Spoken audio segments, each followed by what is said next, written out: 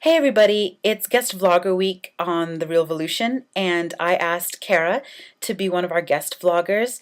She is a YouTuber and she originally did an audition video for the channel, and I really liked it, so I'll link it in the Thinger Dinger along with her YouTube channel.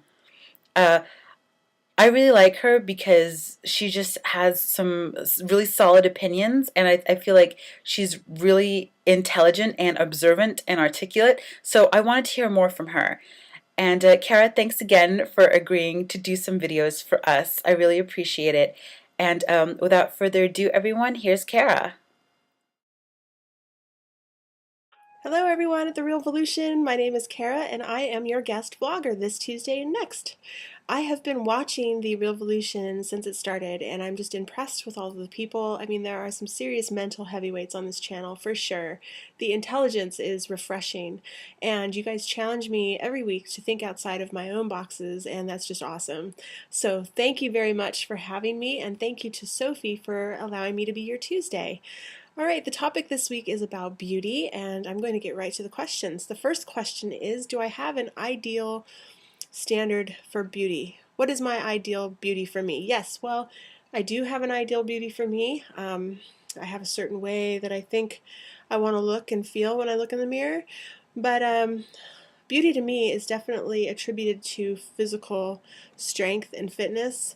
So my mother is a good influence on that for the most part, because growing up, she was a bodybuilder, the kind of bodybuilder that you see in Muscle Magazine, one of them big buff chicks. So she was one of those, and I was influenced by her working out every day, hiking every day, lifting weights in the backyard, and I would accompany her. So that was demonstrated to me as what beauty was physical strength, and I find physical strength, especially in women, very beautiful, and so I hold myself to that ideal. And as far as like makeup and cosmetic wise, I used to always want to look like a little Barbie when I was a teenager, and I always did my makeup, did my hair, and I wouldn't go out of the house otherwise. But when I got into my 20s, I decided to throw all that away, and I went on a very heavy duty self acceptance mission of all of me, my complete all natural everything. No makeup, no doing my hair, no fashion, even dumbing down my fashion, like completely hiding my features and my femininity, even to the point of, wearing old man's clothes. Just, oh my goodness. But even also, like, not like not shaving, not doing the standards of beauty. I just completely hippied it out, like completely functified it out.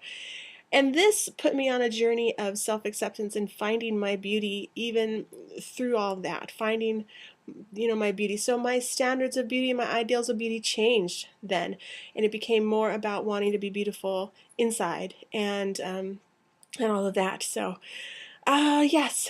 And next question is, do I feel society has an ideal standard of beauty? Is that the question? Yeah. Do I feel like society has an ideal beauty? Yes, of course. Of course, society has an ideal beauty standard. It's more superficial. It's more about cosmetics and the external, obviously. And but there's an interesting thing. I was watching this show called Faces one time, long time ago, and it's all about the facial recognition and the importance of faces in our daily life and blah blah.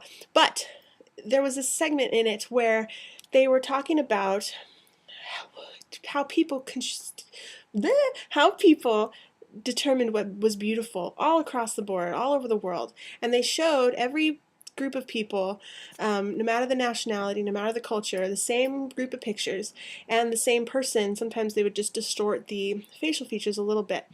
But no matter who it was, male, female, old, young, no matter the nationality, everyone chose the face that they chose as being the most beautiful was the one that was the most symmetrical, most proportionate. And there is actually a mathematical equation that is the standard of beauty, which is like there's, some certain distance that your nose is to be from your mouth, from your chin, and how far apart your eyes are supposed to be, blah, blah, blah. And that is something that they attribute to being the society's standard of beauty. So that was pretty interesting, and it had to do with, like, the mating and how we deciphered who was most beautiful, who had the most healthiest genes and whatnot. But anyway, I don't want to get too far on that. But yeah, I think society has a standard, and it's very much more superficial. And who has, the most perfect rack and the perfect tushy and the most symmetrical face and the best hair and whatnot. But I think that, I think I have hope for society in that I think that the upcoming generations and the undercurrent cultures that are coming forth in the generations to come are starting to seek a more holistic way of viewing beauty as a society. I think that we will start to see that what true beauty is to society is more of an inner beauty. I see that. That's just what I see emerging. But that could be just me. And that leads me to my next question, which is, what is true beauty to me?